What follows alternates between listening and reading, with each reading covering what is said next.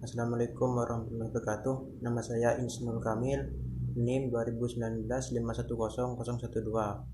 Di sini saya akan menjelaskan sifat-sifat fluida dan hukum Newton 2. Pengertian fluida adalah kelompok zat yang dapat mengalir. Kelompok zat yang digolongkan fluida adalah zat cair dan zat gas.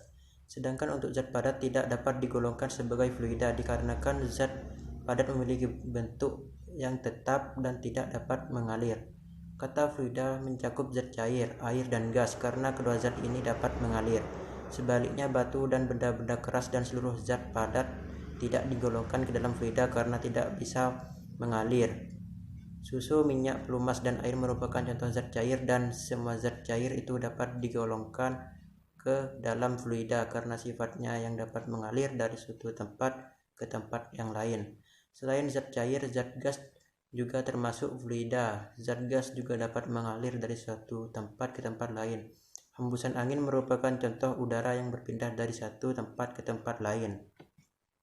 Sifat-sifat fluida: A. Rapat massa, berat, jenis, dan rapat relatif. B. Kekentalan atau viscosity. C.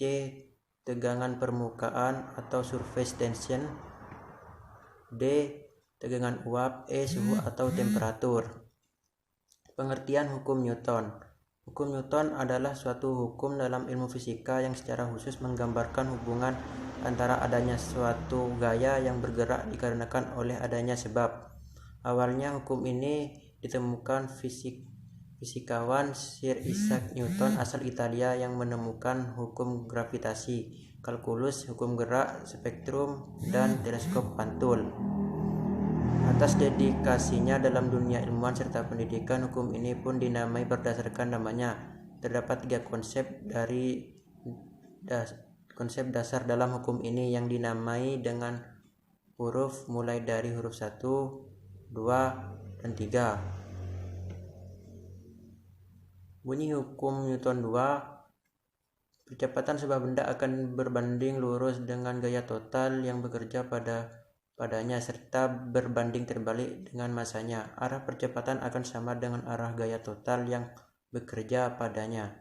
Pengertian hukum Newton 2. Berdasarkan hukum Newton 2 bisa dipahami bahwa suatu gaya benda akan menjadi semakin besar apabila diberi dorongan gaya searah